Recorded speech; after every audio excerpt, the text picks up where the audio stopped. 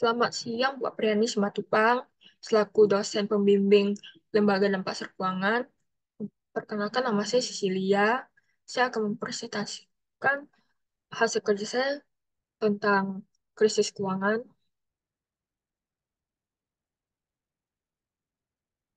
Financial crisis. Terdapat tiga penyebab terjadinya financial crisis, yaitu pinjaman. Pinjaman terdiri dari tiga, yaitu aset, tunai, dan ketidakpastian, bank dan deflasi. Apa itu kredit bom dan bust? Kredit bom dan bust adalah fenomena di mana ketersediaan kredit mengalami fluktuasi antara periode ekspansi dan kontraksi dalam siklus ekonomi selama fast boom.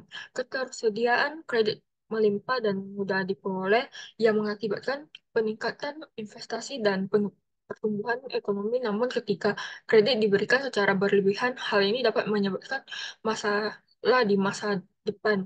Kredit boom juga dapat menyebabkan beberapa dampak negatif seperti penurunan harga aset, peningkatan risiko kebangkrutan, dan bahkan pemicu krisis keuangan. Oleh karena itu, fenomena kredit boom dan bust memiliki dampak yang signifikan pada perekonomian dan sistem keuangan dan perlu diwaspadai serta dikelola dengan hati-hati untuk mencegah potensi kerugian yang lebih besar di masa depan.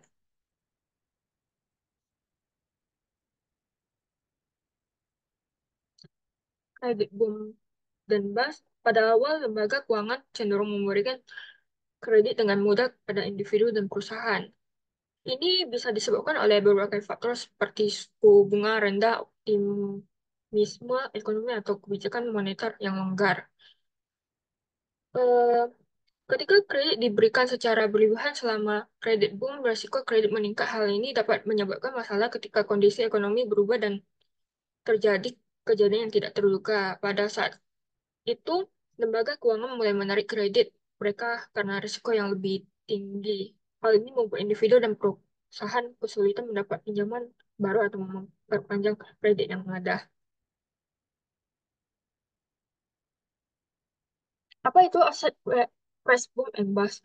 Risiko aset pada price boom dan bust adalah fenomena ekonomi di mana harga aset seperti saham, properti, dan lain-lain mengalami kenaikan yang signifikan diikuti oleh penurunan yang cepat. Proses ini bisa berulang dalam periode ekspansi ekonomi. Siklus ini merupakan ciri khas utama dalam ekonomi kapitalis dan seringkali sejalan dengan siklus ekonomi secara keseluruhan. Maka itu terjadi siklus aset price boom dan bust. Bank sentral cenderung memfasilitasi akses terhadap kredit dengan suku bunga yang pernah. Hal ini memungkinkan individu dan bisnis untuk mendapatkan pinjaman dengan mudah dan biaya pinjaman yang lebih terjangkau. Namun, kebijakan ini juga dapat meningkatkan risiko seperti utang berlebihan, spekulasi yang berlebihan, dan ketidakstabilan ekonomi yang berpotensi menimbulkan masalah di masa depan. Penting untuk memahami dinamika siklus aset price boom and bust dan kebijakan yang diterapkan oleh bank sentral untuk mengelola risiko serta menjaga stabilitas ekonomi dan keuangan. Aset price boom. Selama periode boom, harga aset meningkat secara cepat dan signifikan.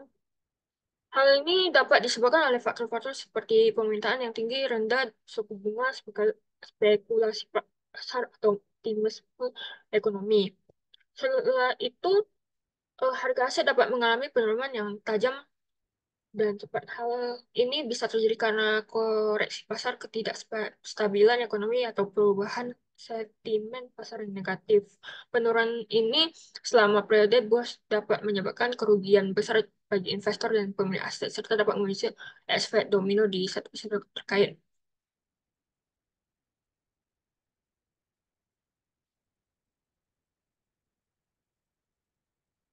Apa tuh increase in uncertainty? Increase in Uncertainty merujukan peningkatan ketidakpastian merujuk pada situasi di mana tingkat ketidakpastian meningkat dalam berbagai konteks seperti ekonomi, politik, dan lingkungan sekitar. Hal ini sering terjadi saat terjadi perubahan kebijakan pemerintah yang tak terduga dampaknya termasuk penundaan keputusan investasi, reaksi pasar yang tidak stabil, dan peningkatan resiko di sektor-sektor berbeda.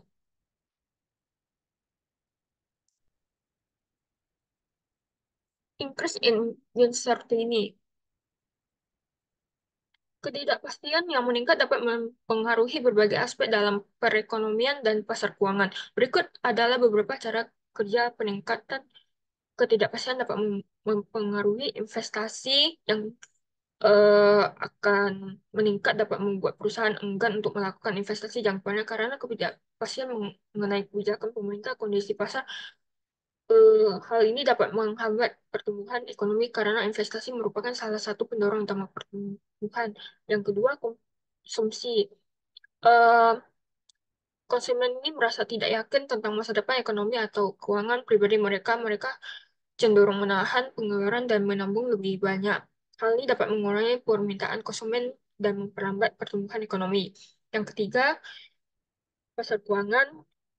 Hal ini investor mungkin menjadi lebih hati-hati dalam mengambil risiko atau melakukan investasi yang dapat mengarah pada penurunan harga saham dan lain-lain. Keputusan bisnis.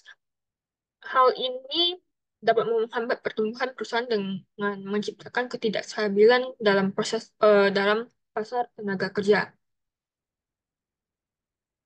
Kebijakan pemerintah. Hal ini lebih hati-hati dalam mengambil keputusan kebijakan fiskal atau moneter karena ketidakpastian ekonomi yang tinggi. Dengan demikian, peningkatan ketidakpastian dapat memiliki dampak yang luas pada perekonomian dan pasar keuangan, mempengaruhi perilaku konsumen investor.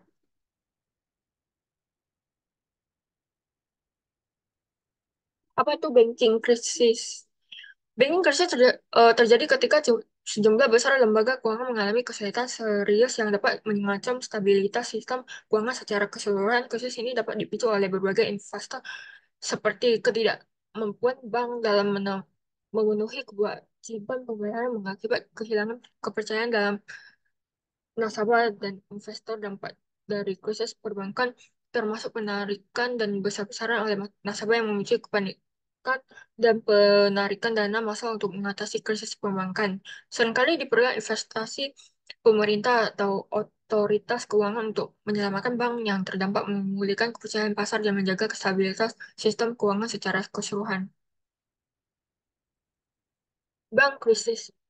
Jadi ketika bank krisis terjadi, setiap nasabah atau investor akan mengambil dana secara massal. Hal ini mengakibatkan lembaga bank berkurang likuiditas dan terpaksa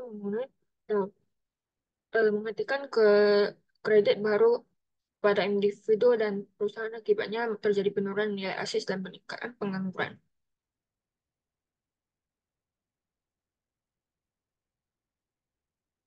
Apa itu debt deflation? Debt deflation adalah penurunan harga aset yang signifikan akibat kebanyakan dan penurunan nilai aset yang dijadikan jaminan untuk hutang. Situasi ini terjadi saat hutang sebesar tidak dapat dilunasi, memicu penjualan aset dengan harga rendah. Dampaknya itu memperburukkan krisis keuangan dan ekonomi.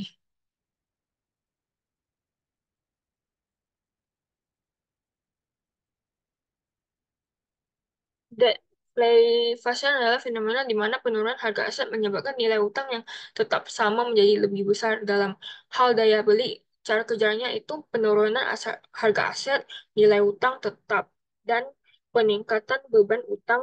Siklus negatif dampak pada ekonomi. Itulah eh, itulah, cara kerja deflation.